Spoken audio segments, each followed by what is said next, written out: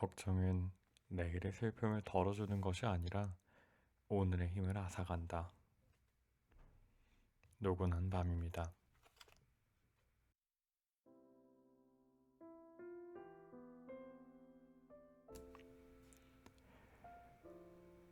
나는 나로 살기로 했다. 내게 친절하지 않은 사람에게 친절하지 않을 것. 대학을 갓 졸업했을 무렵 나는 한 회사에서 인턴을 했다. 내가 처음으로 배정된 팀에서 만난 주임은 나를 하인처럼 대했다고 할까? 갑질이 적당할 듯. 자기 앞에 있는 모니터를 10cm 옮기는 것도 나를 시켰고 사소한 실수만 해도 나 엿먹여? 라며 면박을 줬다. 사회생활이 처음이었고 모든 게 평가 대상이었던 인턴 신분의 나는 어찌할 바를 몰랐다. 그저 20단에 가장 아래에 놓여 있다는 사실을 실감하며 호모 인턴스 시절을 보냈다.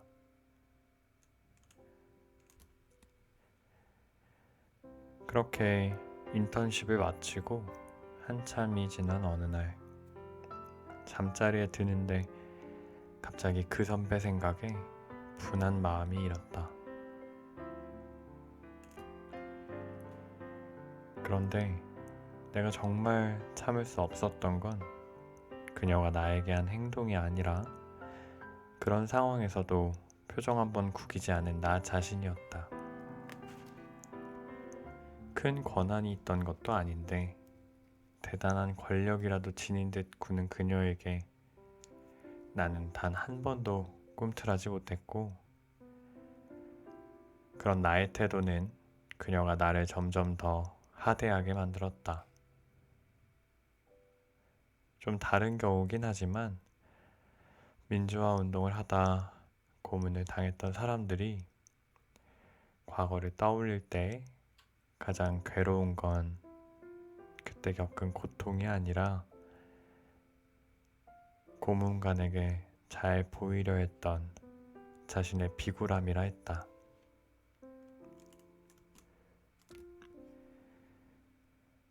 물론 그것이 우리의 잘못은 아니지만 사람의 자존감에 치명상을 끼치는 건 부당한 대우 자체보다 부당한 대우에 굴복한 자기 자신인 거다.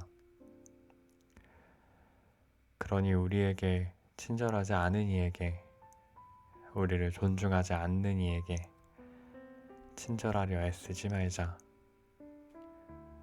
상황을 바꿀 수 없을지라도 적어도 그들에게 비굴해지지는 말자. 저열한 인간들로부터 스스로의 존엄함을 지키기 위하여 우리에겐 최소한의 저항이 필요하다.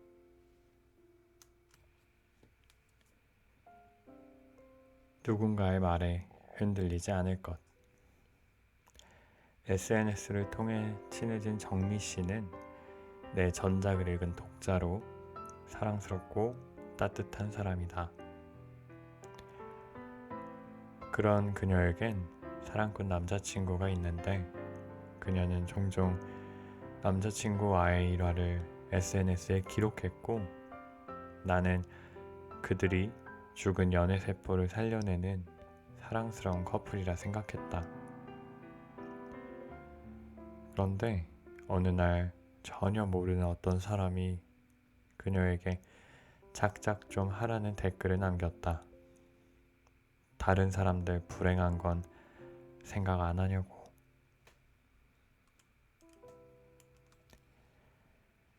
물론 SNS에는 지나치게 과시적인 사람들이 있다. 하지만 보증하건대 그녀는 결국 그런 타입이 아니었고 자신이 느꼈던 소소한 행복을 기록했을 뿐이다. 그 댓글을 본 그녀는 자신의 행동이 잘못되었는지 고민했다. 하지만 잘못은 어디까지나 그 댓글을 남긴 사람이 자신의 내면의 문제를 해결하지 못한 데 있었다. 우리는 종종 나의 의도를 오독하고 나에 대해 왜곡하여 비난하는 이들을 만난다. 인터넷 뉴스에 베베꼬인 악플을 남기던 사람들이 SNS로, 일상으로 그 세력을 확장하고 있는 것이다.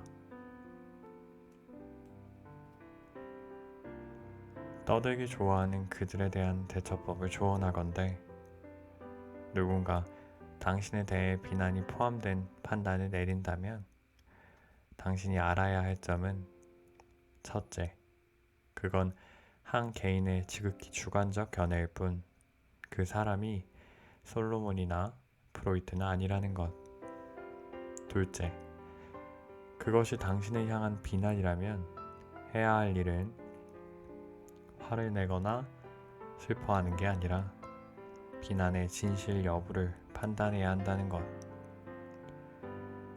그 비난이 진실이라면 안 좋은 점을 고치는 계기로 삼으면 되는 것이고, 그것이 그저 상대 내면의 문제에서 비롯된 거짓이라면 그냥 개가 짖는다고 생각하면 된다는 것. 셋째, 만약 개가 계속 짖으면 가만히 듣고 있지 말고 마땅히 그 책임을 물으시라. 죄명은 명예훼손죄? 아니, 소음공해죄. 모욕하는 삶을 살지 않을 것. 인터넷에 맞춤법이 틀린 글이 올라왔다. 그러자 그 아래에 극혐이라는 댓글이 잔뜩 달렸다. 극혐이라는 건 극도로 혐오스럽다는 뜻인데 나는 맞춤법을 틀리는 게 왜 극도로 혐오스러운 일인지 이해되지 않았다. 맞춤법을 틀리는 것으로 세종대왕을 모욕하겠다는 저의를 읽을 수도 없고 모른다고 해도 그게 혐오의 범위에 들어갈 정도로 잘못한 걸까?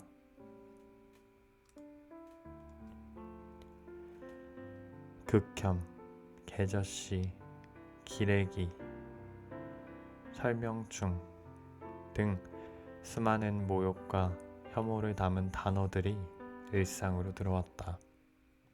그리고 그 의미는 우리가 서로를 너무 쉽게 혐오하고 있다는 사실이다. 혐오주의의 원인은 주로 중산층 붕괴로 이야기된다. 지위의 불안을 느끼는 이들이 누군가를 내몰아 자신의 사회, 경제적 지위를 되찾고자 한다는 것이다. 그런데 그게 전부일까?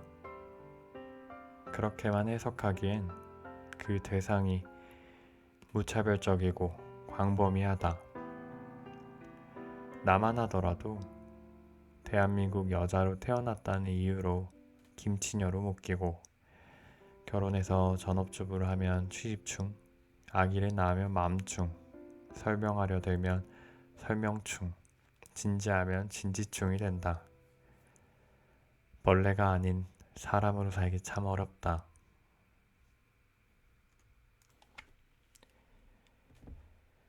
이러한 일상적 혐오에 대해 모멸감에 젖어 김찬호 교수는 웬만큼 잘나지 않으면 인정받지 못하는 세상에서 그 공허를 채울 수 있는 가장 쉬운 방법이 타인에 대한 모멸이라 이야기했다. 그러니까 희미해진 자신의 존재감을 느끼고 열패감을 보상받기 위해 얄팍한 우월감을 맛보기 위해 타인을 모멸한다는 것이다. 이 얼마나 찌질한가.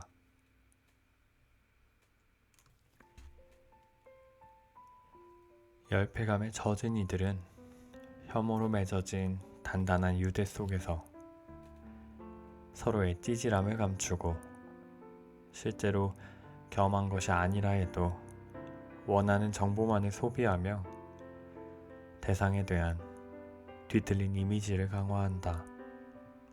그리고 그 혐오에 모멸감을 느낀 이들은 다시 혐오를 복제해 간다.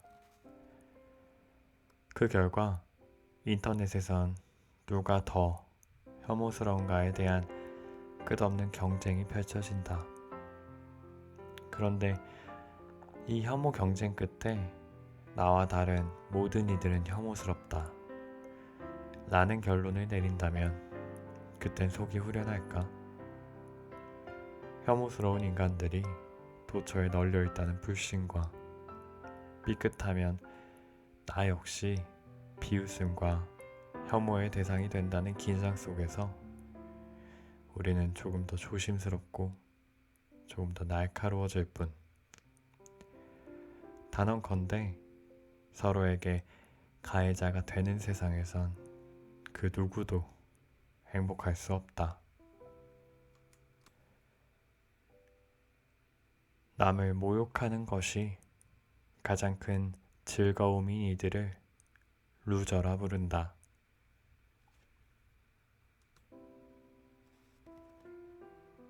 스스로에게 변명하지 않을 것. 젊은 시절 운동권에 있었다는 어느 분의 이야기를 듣게 되었다. 그는 명문대를 졸업했지만 운동권 출신이라는 꼬리표 때문에 제대로 된 직장을 잡지 못했다. 그런 그는 자본주의를 혐오했는데 이렇게 불합리한 구조에선 일할 수 없다고 말하며 언제부턴가는 일자리를 구할 시도조차 하지 않았다. 그는 40을 넘긴 나이까지도 일을 하지 않았고 그 결과 모든 생활비는 청소 일을 하는 어머니의 몫이 되었다.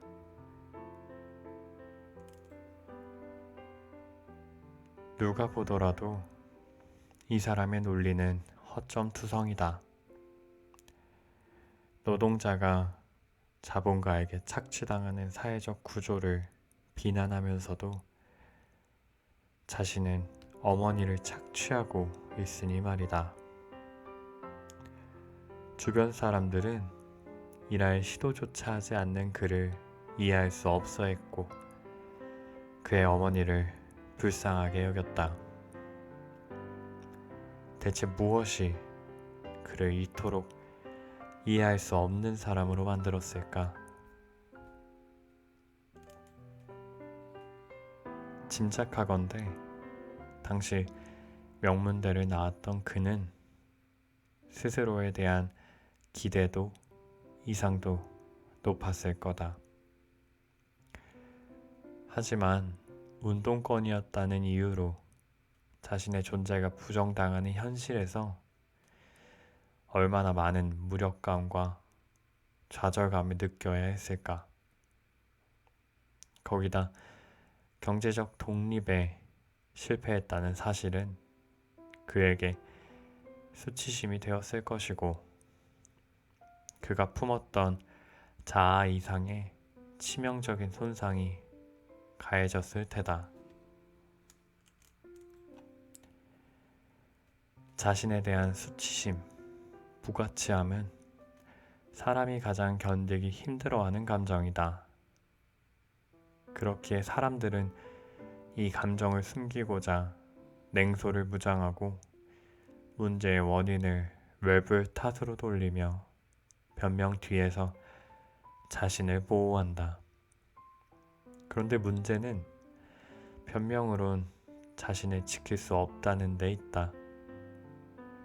스스로를 방어하기 위한 변명에는 사실 그 자신도 속지 않기 때문이다.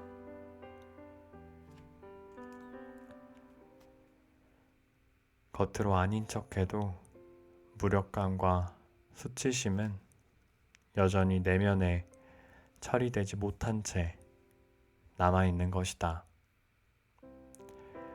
소설가 김현경은 사람 풍경에서 사랑의 반대말이 증오나 분노가 아니라 무관심이듯 생의 반대말은 죽음이나 퇴행이 아니라 방어의식이라 이야기했다. 방어의식은 사람을 영원히 자기 삶 바깥에서 서성이게 한다.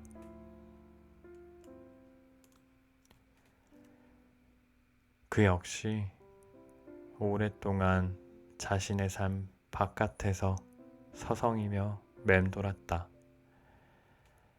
자신을 초라하게 하는 현실과 마주하며 무력감과 수치심을 감당할 바에는 차라리 동네에 고상한 레지스탕스가 되는 편이 나을 거라 여겼을 수 있고, 부조리한 세상에 상처받는 것이 두려웠을 수도 있다. 그러나 더 이상 그 과거에 묶여 인생 전체를 소진해서는 안 된다. 그 이유가 무엇이든 자책과 원망을 소거하고 있는 그대로의 자신을 투명하게 재평가해야 한다. 대학 시절 좋은 세상을 만들기 위해 애썼던 자신의 노력에 자부심을 느껴야 하고, 좌절된 욕구는 어쩔 수 없었음을 받아들여야 한다. 한심하고 부끄러워할 건 좋은 직장에 다니지 못하는 거나 성공하지 못하는 것이 아니라 자신에 대한 변명을 늘어놓으며 아무것도 하지 않는 것이다. 자신이 기대했던 모습은 아닐지라도 스스로가 초라하게 느껴지는 걸 견뎌야 할지라도 변명을 덜어낸 진짜 자기 자신과 마주하자. 그리고 그 마주본 끝에 가장 중요한 건 다시 시작하는 데 있다. 나다운 삶을 찾을 것.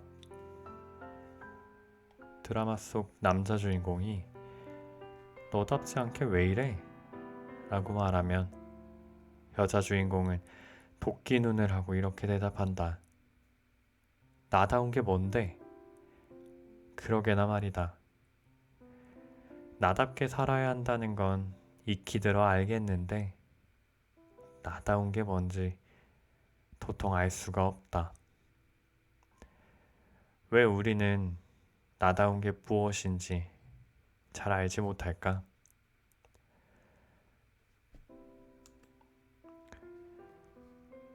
심리학자 제임스 마샤는 자아 정체성의 성취 정도에 따라 그 정체성을 4가지 유형으로 구분했다.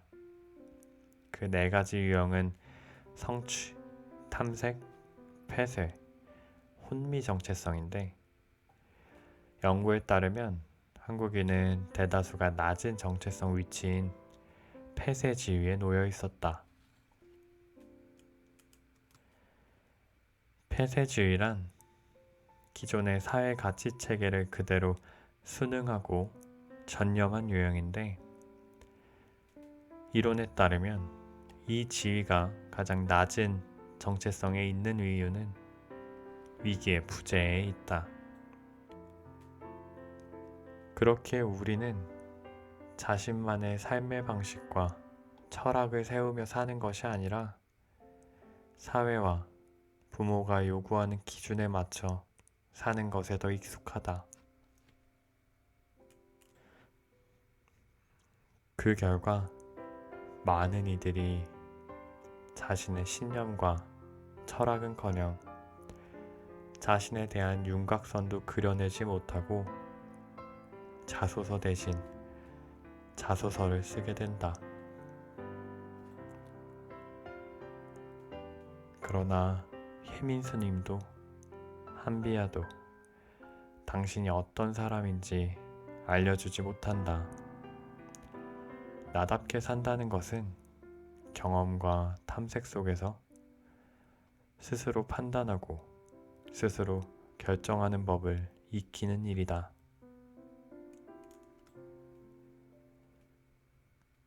프리랜서가 된다고 해서 나다운 것이 아니고 특이한 취향을 가졌다고 해서 나다운 것이 아니라 자신에 대한 이해를 바탕으로 스스로 판단하고 결정하며 삶을 일구는 것이 나다운 삶이다. 그 시작을 위해선 당신 자신에게 관심을 기울여야 한다. 당신에 대한 글을 써보는 것도 좋은 방법이다.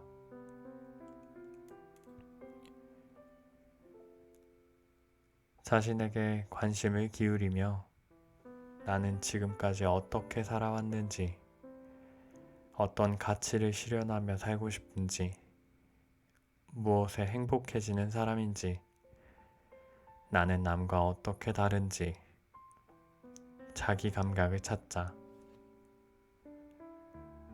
물론 많은 양의 지성과 노력이 필요할 것이다. 의존심을 버린다는 게 두려울 수도 있다. 그러나 그 고민과 위기의 순간을 지났을 때 비로소 스스로가 신뢰하고 존중할 수 있는 나다운 삶이 시작될 것이다. 스스로 선택할 것. 인생은 B와 D 사이의 C라는 한 철학자의 말처럼 우리가 어떤 선택을 어떻게 하는가는 우리의 인생을 결정한다. 그런데 주위엔 선택을 유난히 어려워하는 사람들이 있다. 신중한 것과 결정하지 못하는 것은 전혀 다른 문제인데 그들은 왜 선택을 내리는 걸 어려워할까? 그건 완벽한 답을 얻으려는 강박일 수도 있으나 스스로의 판단을 믿는 자기 신뢰가 부족한 경우가 많다.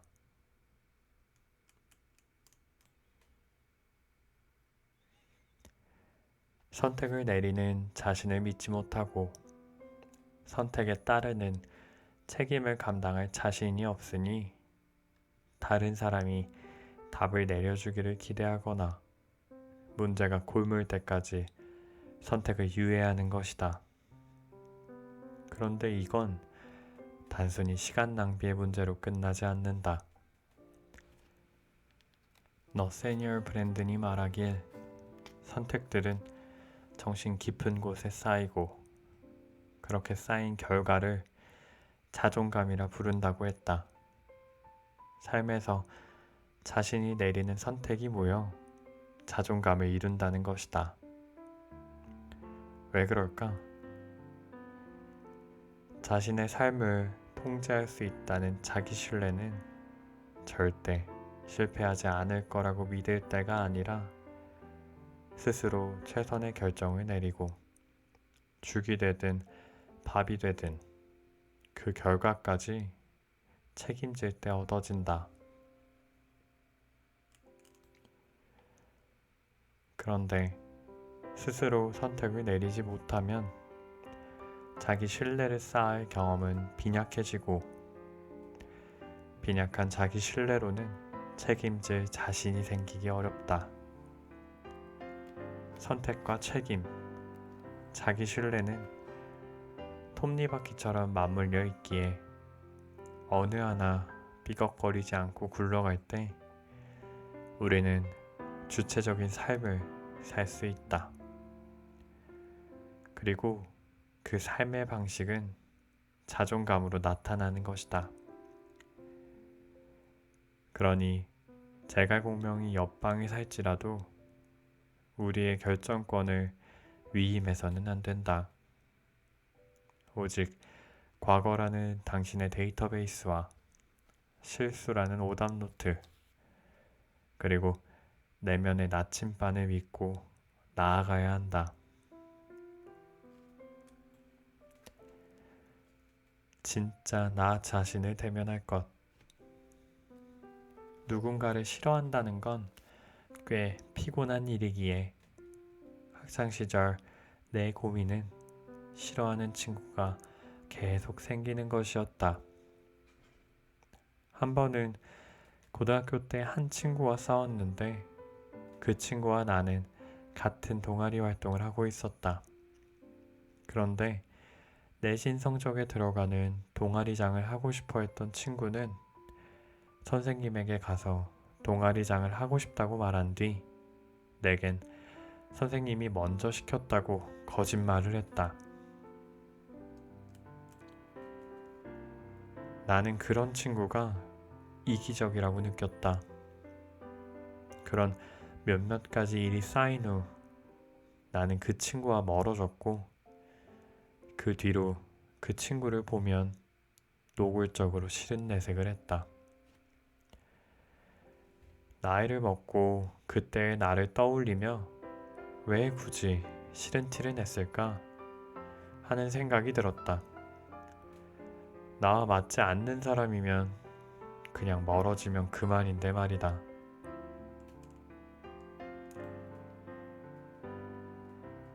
하지만 내가 철이 없었구나 하는 생각을 하면서도 그 친구는 좀 싫어할 만한 면이 있었고 누군가를 싫어하는 건 인간적인 범위 안에 들어가는 실수라 생각했다. 그러던 어느 날 문득 과거를 곱씹다가 나의 잘못은 언제나 인간적인 실수 안에 있다고 생각하면서 왜 그 친구의 잘못은 인간적인 실수에서 벗어난 것이라고 생각했을까 하는 생각에 이르렀다. 사실 이기적인 마음이야 누구나 있고 당시에 내가 철이 없던 거라면 그 친구 역시 그저 철이 없던 건데 말이다.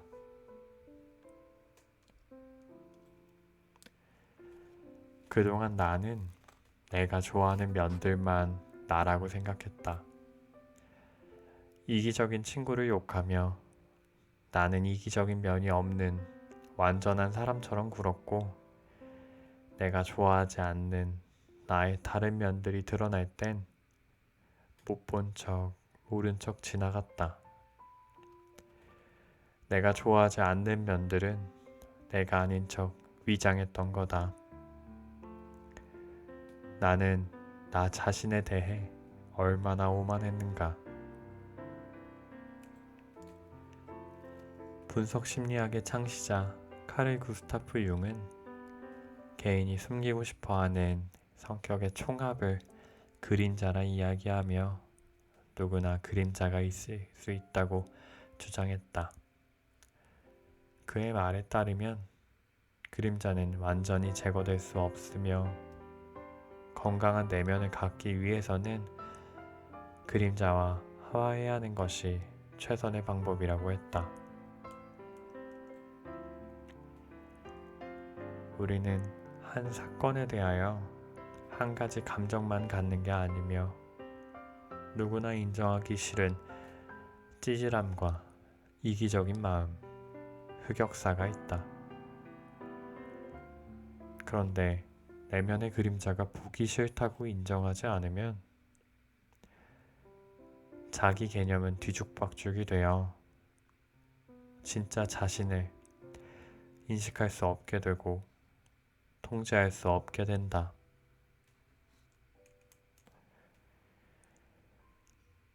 우리가 보다 건강한 내면을 키우기 위해서는 자신의 부족한 모습까지 자각하고 수용하는 것이 필요하다.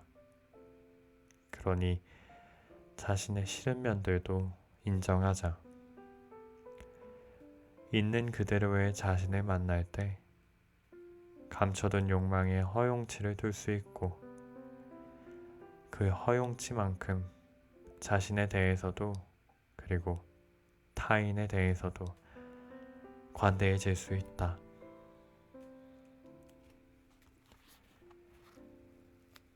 외면과 변명을 멈추고 내가 좋아하는 나와 내가 싫어하는 내가 통합된 진짜 자기 자신을 대면하는 순간 우리는 비로소 오만한 인간이 아닌 인간적인 인간으로 살아갈 수 있다.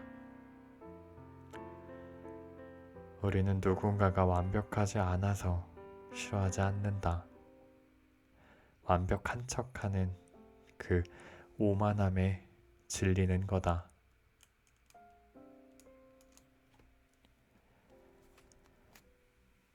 삶이라는 모호함을 견딜 것. 나는 점 보는 것을 좋아했다. 그런데 어디까지 믿어야 할까? 그 호기심을 풀어준 것은 이영돈 PD가 간다라는 프로그램이었다. 대한민국 10대 점술가를 검증하라는 편에서 제작진이 전국에 네로라 하는 점쟁이들을 찾아가 직접 검증했다. 검증 방법은 연쇄살인마의 사주와 어린 나이에 납치를 당해 살해당한 아이의 사주를 점쟁이에게 묻는 것이었다. 그 중엔 신기할 정도로 용한 점쟁이도 있었지만 대부분은 사실과 전혀 딴판인 이야기를 했고 제작진의 첫 번째 검증 관문을 통과한 점쟁이는 겨우 6명에 불과했다.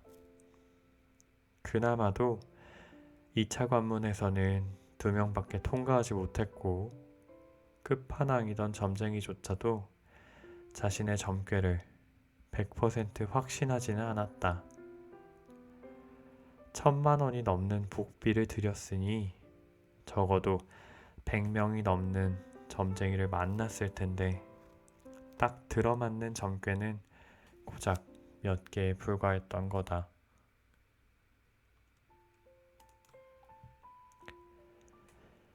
결국 점이라는 건 홍삼가루가 5% 첨가된 홍삼 캔디처럼 약간의 진실이 함유된 추측일 뿐이다. 그럼에도 우리는 삶의 확신을 얻고 싶어서 점을 본다. 하지만 노스트라다무스가 관뚜껑을 열고 나온다 해도 미래는 장담할 수 없다. 그건 점쟁이의 내공이 부족해서 혹은 복채가 부족해서가 아니라 삶의 본질이 모호함에 있기 때문이다. 확신이 필요한 당신에겐 미안하지만 10년 동안 타로, 사주, 신점을 가리지 않고 숱한 기여를 하고 내린 결론을 말하건대 삶이란 결국 모호함을 견뎌내는 일이다. 결국 점 보는 이유는 다 잘 될 거라는 그 한마디를 듣기 위해서다. 다 잘 될 거예요. 점쟁이 대신 믿으시게. 자신의 힘을.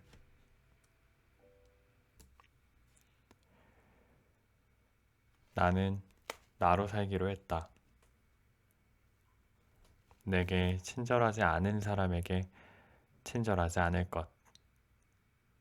대학을 갓 졸업했을 무렵 나는 한 회사에서 인턴을 했다.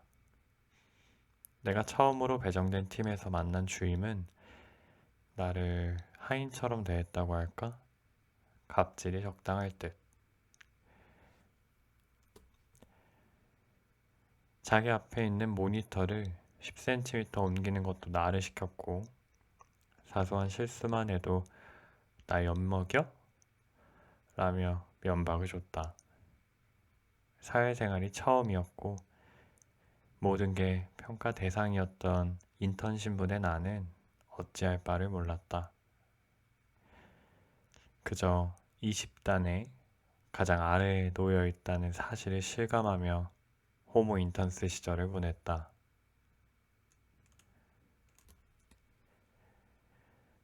그렇게 인턴십을 마치고 한참이 지난 어느 날 잠자리에 드는데 갑자기 그 선배 생각에 분한 마음이 일었다.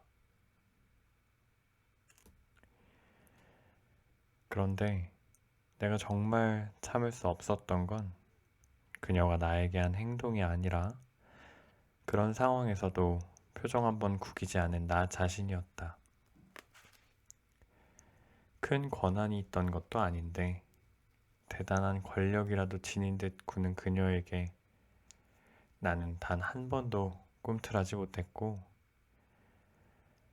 그런 나의 태도는 그녀가 나를 점점 더 하대하게 만들었다.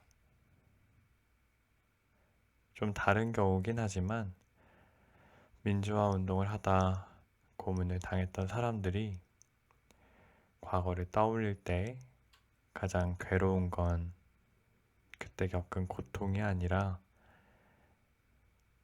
고문관에게 잘 보이려 했던 자신의 비굴함이라 했다.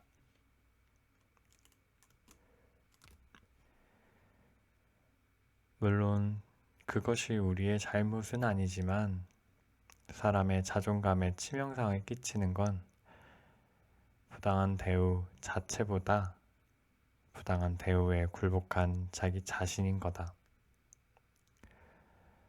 그러니 우리에게 친절하지 않은 이에게, 우리를 존중하지 않는 이에게 친절하려 애쓰지 말자.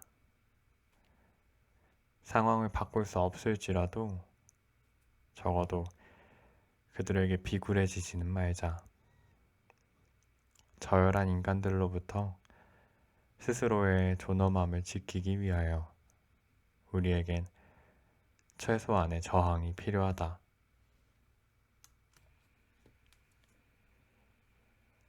누군가의 말에 흔들리지 않을 것. SNS를 통해 친해진 정미 씨는 내 전작을 읽은 독자로 사랑스럽고 따뜻한 사람이다. 그런 그녀에겐 사랑꾼 남자친구가 있는데 그녀는 종종 남자친구와의 일화를 SNS에 기록했고 나는 그들이 죽은 연애세포를 살려내는 사랑스러운 커플이라 생각했다. 그런데 어느 날 전혀 모르는 어떤 사람이 그녀에게 작작 좀 하라는 댓글을 남겼다. 다른 사람들 불행한 건 생각 안 하냐고.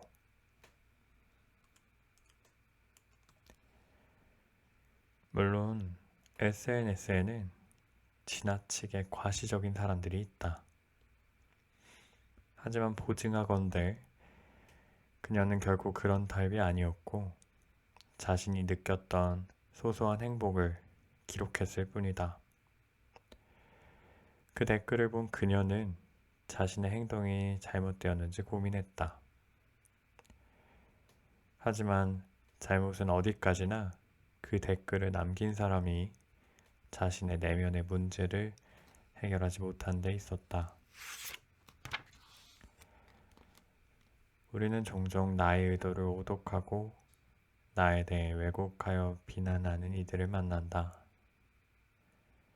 인터넷 뉴스에 베베 꼬인 악플을 남기던 사람들이 SNS로, 일상으로 그 세력을 확장하고 있는 것이다.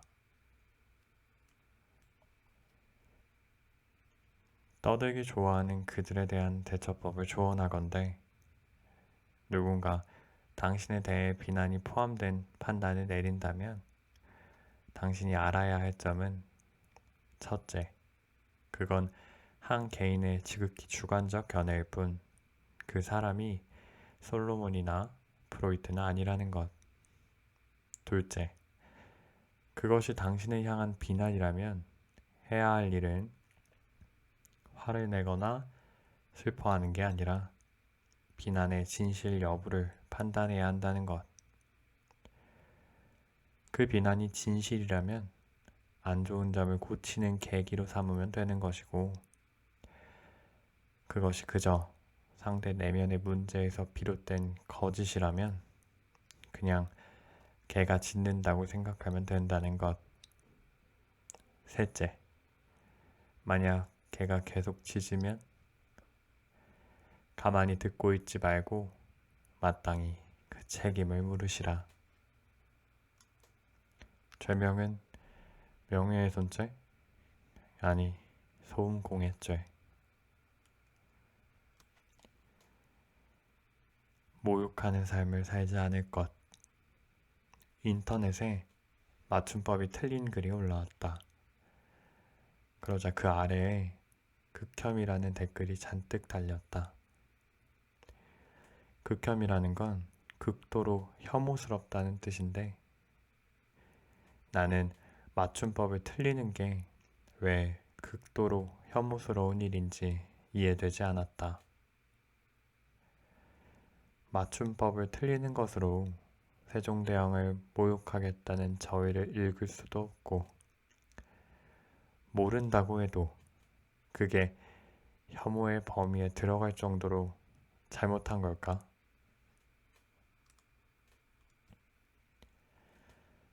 극혐, 개저씨, 기레기, 설명충 등 수많은 모욕과 혐오를 담은 단어들이 일상으로 들어왔다. 그리고 그 의미는 우리가 서로를 너무 쉽게 혐오하고 있다는 사실이다. 혐오주의의 원인은 주로 중산층 붕괴로 이야기된다. 지위의 불안을 느끼는 이들이 누군가를 내몰아 자신의 사회, 경제적 지위를 되찾고자 한다는 것이다. 그런데 그게 전부일까? 그렇게만 해석하기엔 그 대상이 무차별적이고 광범위하다. 나만 하더라도 대한민국 여자로 태어났다는 이유로 김치녀로 묶이고 결혼해서 전업주부를 하면 취집충, 아기를 낳으면 맘충, 설명하려 들면 설명충, 진지하면 진지충이 된다. 벌레가 아닌 사람으로 살기 참 어렵다.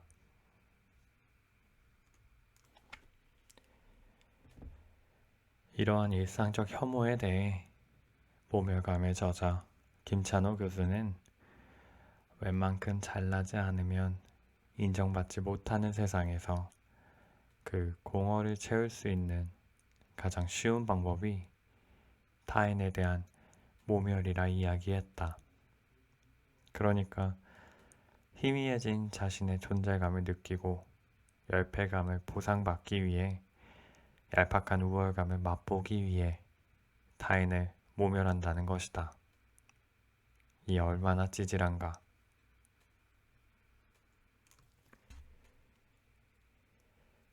열패감에 젖은 이들은 혐오로 맺어진 단단한 유대 속에서 서로의 찌질함을 감추고 실제로 겸한 것이 아니라 해도 원하는 정보만을 소비하며 대상에 대한 뒤틀린 이미지를 강화한다. 그리고 그 혐오에 모멸감을 느낀 이들은 다시 혐오를 복제해 간다. 그 결과 인터넷에선 누가 더 혐오스러운가에 대한 끝없는 경쟁이 펼쳐진다. 그런데 이 혐오 경쟁 끝에 나와 다른 모든 이들은 혐오스럽다 라는 결론을 내린다면 그땐 속이 후련할까? 혐오스러운 인간들이 도처에 널려 있다는 불신과 삐끗하면 나 역시 비웃음과 혐오의 대상이 된다는 긴장 속에서 우리는 조금 더 조심스럽고 조금 더 날카로워질 뿐. 단언컨대 서로에게 가해자가 되는 세상에선 그 누구도 행복할 수 없다. 남을 모욕하는 것이 가장 큰 즐거움인 이들을 루저라 부른다.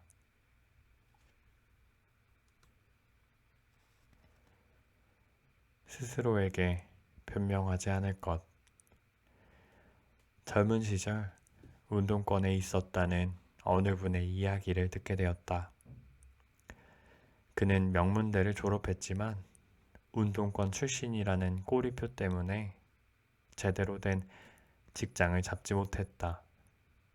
그런 그는 자본주의를 혐오했는데 이렇게 불합리한 구조에선 일할 수 없다고 말하며 언제부턴가는 일자리를 구할 시도조차 하지 않았다. 그는 40을 넘긴 나이까지도 일을 하지 않았고 그 결과 모든 생활비는 청소 일을 하는 어머니의 몫이 되었다.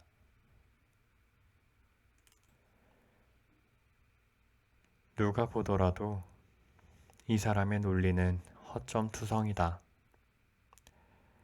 노동자가 자본가에게 착취당하는 사회적 구조를 비난하면서도 자신은 어머니를 착취하고 있으니 말이다.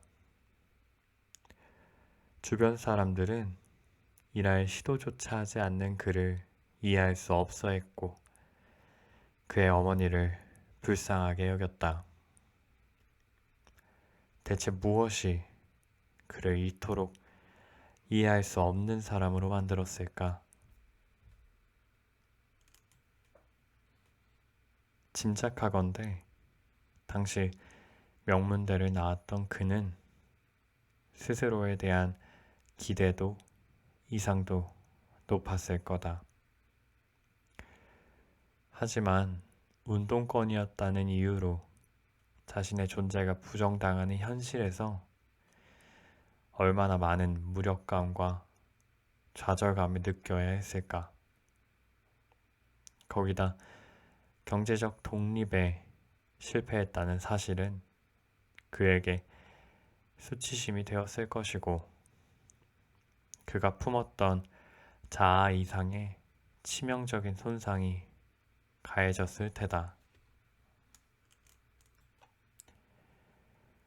자신에 대한 수치심, 부가치함은 사람이 가장 견디기 힘들어하는 감정이다. 그렇기에 사람들은 이 감정을 숨기고자 냉소를 무장하고 문제의 원인을 외부의 탓으로 돌리며 변명 뒤에서 자신을 보호한다. 그런데 문제는 변명으론 자신을 지킬 수 없다는 데 있다. 스스로를 방어하기 위한 변명에는 사실 그 자신도 속지 않기 때문이다.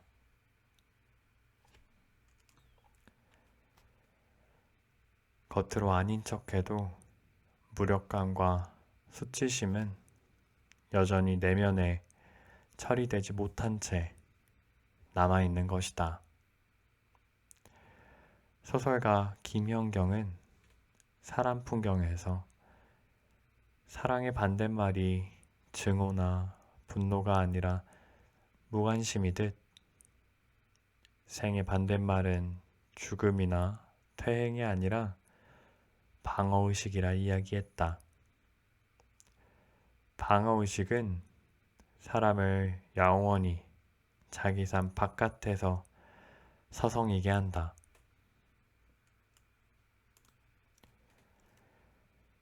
그 역시 오랫동안 자신의 삶 바깥에서 서성이며 맴돌았다. 자신을 초라하게 하는 현실과 마주하며 무력감과 수치심을 감당할 바에는 차라리 동네에 고상한 레지스탕스가 되는 편이 나을 거라 여겼을 수 있고 부조리한 세상에 상처받는 것이 두려웠을 수도 있다. 그러나 더 이상 그 과거에 묶여 인생 전체를 소진해서는 안 된다. 그 이유가 무엇이든 자책과 원망을 소고하고 있는 그대로의 자신을 투명하게 재평가해야 한다. 대학 시절 좋은 세상을 만들기 위해 애썼던 자신의 노력에 자부심을 느껴야 하고 좌절된 욕구는 어쩔 수 없었음을 받아들여야 한다.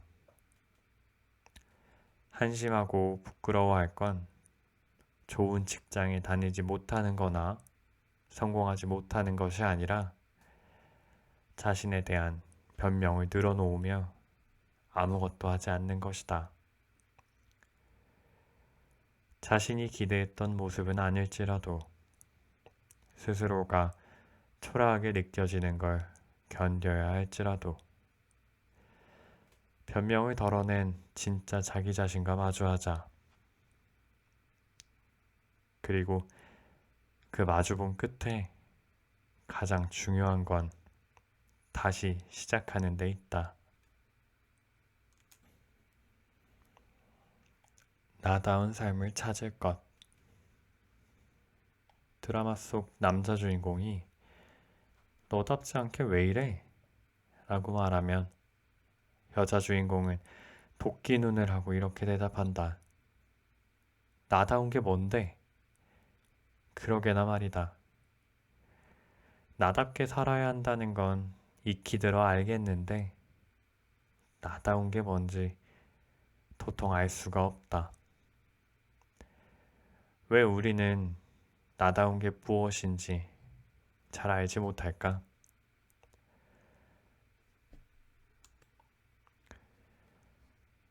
심리학자 제임스 마샤는 자아 정체성의 성취 정도에 따라 그 정체성을 네 가지 유형으로 구분했다.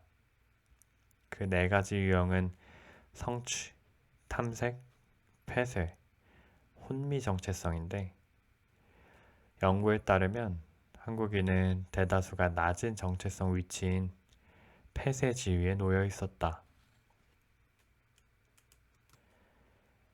폐쇄주의란 기존의 사회 가치 체계를 그대로 순응하고 전념한 유형인데 이론에 따르면 이 지위가 가장 낮은 정체성에 있는 이유는 위기의 부재에 있다. 그렇게 우리는 자신만의 삶의 방식과 철학을 세우며 사는 것이 아니라 사회와 부모가 요구하는 기준에 맞춰 사는 것에 더 익숙하다. 그 결과 많은 이들이 자신의 신념과 철학은커녕 자신에 대한 윤곽선도 그려내지 못하고 자소서 대신 자소서를 쓰게 된다. 그러나 혜민스님도 한비야도 당신이 어떤 사람인지 알려주지 못한다. 나답게 산다는 것은 경험과 탐색 속에서 스스로 판단하고 스스로 결정하는 법을 익히는 일이다.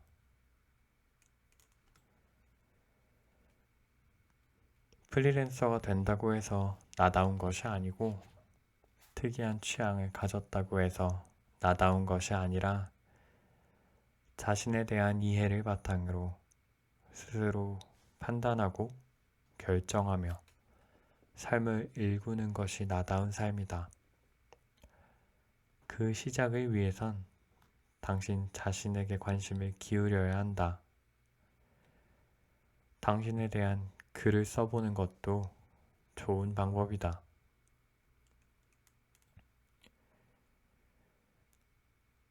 자신에게 관심을 기울이며 나는 지금까지 어떻게 살아왔는지, 어떤 가치를 실현하며 살고 싶은지, 무엇에 행복해지는 사람인지, 나는 남과 어떻게 다른지, 자기 감각을 찾자. 물론 많은 양의 지성과 노력이 필요할 것이다. 의존심을 버린다는 게 두려울 수도 있다. 그러나 그 고민과 위기의 순간을 지났을 때 비로소 스스로가 신뢰하고 존중할 수 있는 나다운 삶이 시작될 것이다. 스스로 선택할 것. 인생은 B와 D 사이에 C라는 한 철학자의 말처럼 우리가 어떤 선택을 어떻게 하는가는 우리의 인생을 결정한다. 그런데 주위엔 선택을 유난히 어려워하는 사람들이 있다. 신중한 것과 결정하지 못하는 것은 전혀 다른 문제인데 그들은 왜 선택을 내리는 걸 어려워할까? 그건 완벽한 답을 얻으려는 강박일 수도 있으나 스스로의 판단을 믿는 자기 신뢰가 부족한 경우가 많다.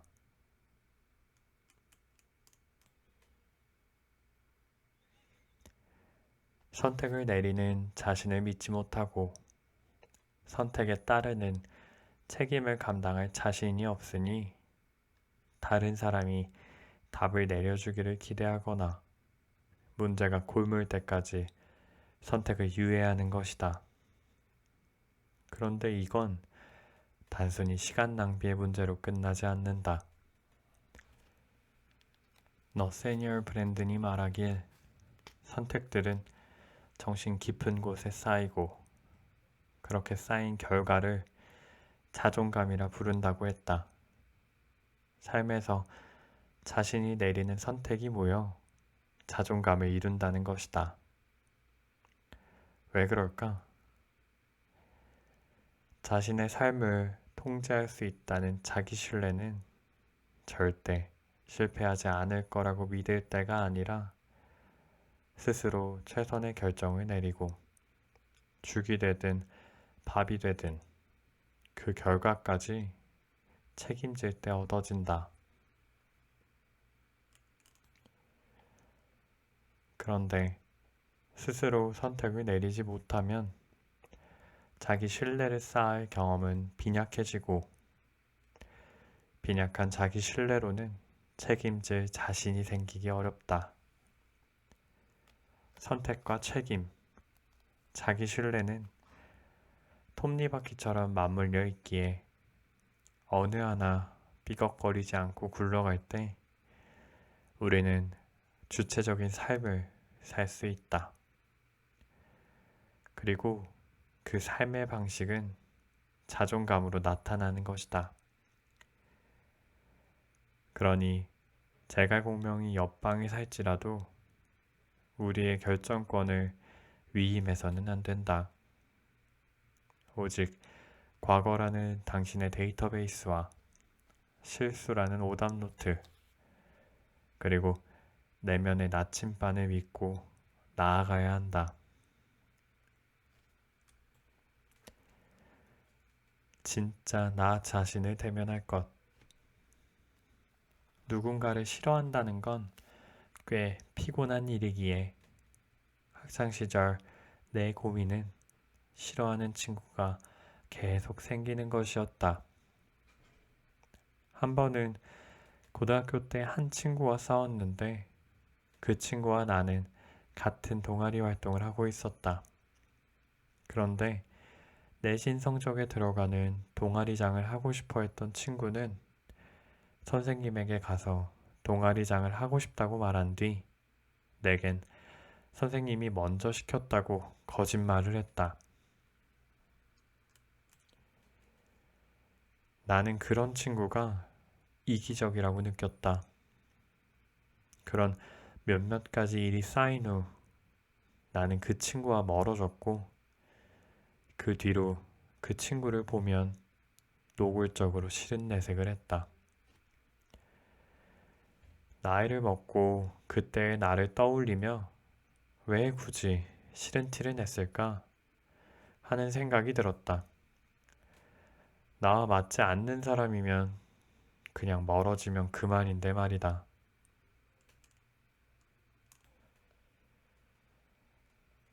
하지만 내가 철이 없었구나 하는 생각을 하면서도 그 친구는 좀 싫어할 만한 면이 있었고 누군가를 싫어하는 건 인간적인 범위 안에 들어가는 실수라 생각했다.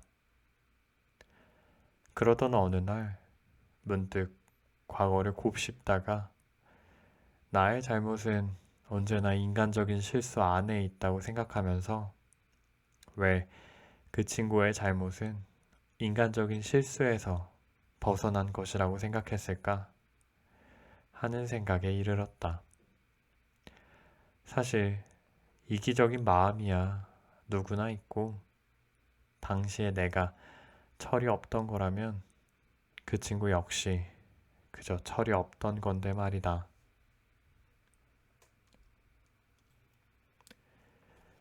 그동안 나는 내가 좋아하는 면들만 나라고 생각했다. 이기적인 친구를 욕하며 나는 이기적인 면이 없는 완전한 사람처럼 굴었고 내가 좋아하지 않는 나의 다른 면들이 드러날 땐 못 본 척, 모른 척 지나갔다. 내가 좋아하지 않는 면들은 내가 아닌 척 위장했던 거다. 나는 나 자신에 대해 얼마나 오만했는가. 분석 심리학의 창시자 카를 구스타프 융은 개인이 숨기고 싶어하는 성격의 총합을 그림자라 이야기하며 누구나 그림자가 있을 수 있다고 주장했다. 그의 말에 따르면 그림자는 완전히 제거될 수 없으며 건강한 내면을 갖기 위해서는 그림자와 화해하는 것이 최선의 방법이라고 했다. 우리는 한 사건에 대하여 한 가지 감정만 갖는 게 아니며 누구나 인정하기 싫은 찌질함과 이기적인 마음, 흑역사가 있다. 그런데 내면의 그림자가 보기 싫다고 인정하지 않으면 자기 개념은 뒤죽박죽이 되어 진짜 자신을 인식할 수 없게 되고 통제할 수 없게 된다.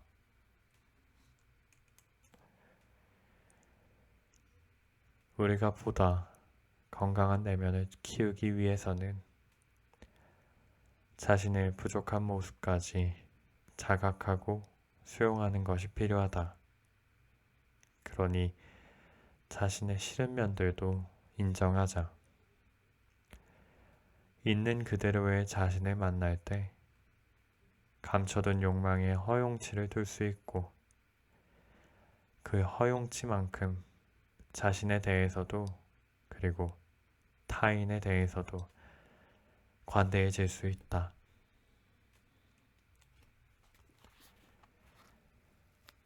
외면과 변명을 멈추고 내가 좋아하는 나와 내가 싫어하는 내가 통합된 진짜 자기 자신을 대면하는 순간 우리는 비로소 오만한 인간이 아닌 인간적인 인간으로 살아갈 수 있다. 우리는 누군가가 완벽하지 않아서 싫어하지 않는다. 완벽한 척하는 그 오만함에 질리는 거다.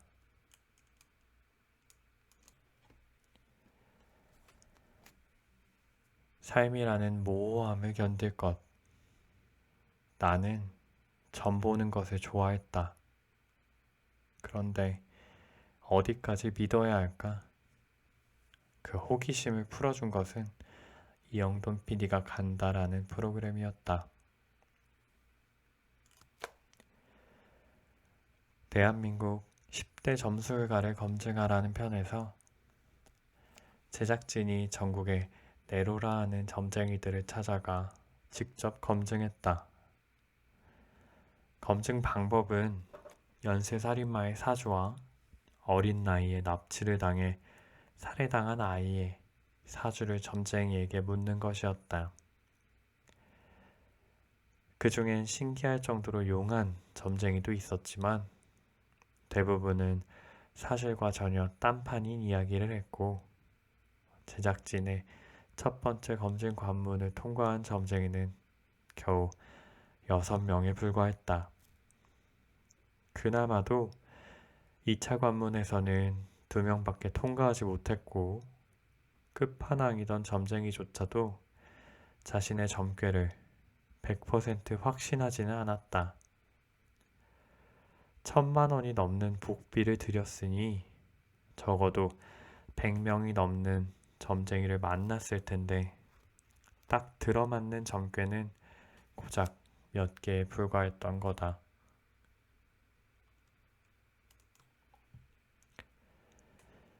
결국 점이라는 건 홍삼가루가 5% 첨가된 홍삼 캔디처럼 약간의 진실이 함유된 추측일 뿐이다. 그럼에도 우리는 삶의 확신을 얻고 싶어서 점을 본다. 하지만 노스트라다무스가 관뚜껑을 열고 나온다 해도 미래는 장담할 수 없다. 그건 점쟁이의 내공이 부족해서 혹은 복채가 부족해서가 아니라 삶의 본질이 모호함에 있기 때문이다. 확신이 필요한 당신에겐 미안하지만 10년 동안 타로, 사주, 신점을 가리지 않고 숱한 기여를 하고 내린 결론을 말하건대 삶이란 결국 모호함을 견뎌내는 일이다. 결국 점 보는 이유는 다 잘 될 거라는 그 한마디를 듣기 위해서다. 다 잘 될 거예요. 점쟁이 대신 믿으시게 자신의 힘을.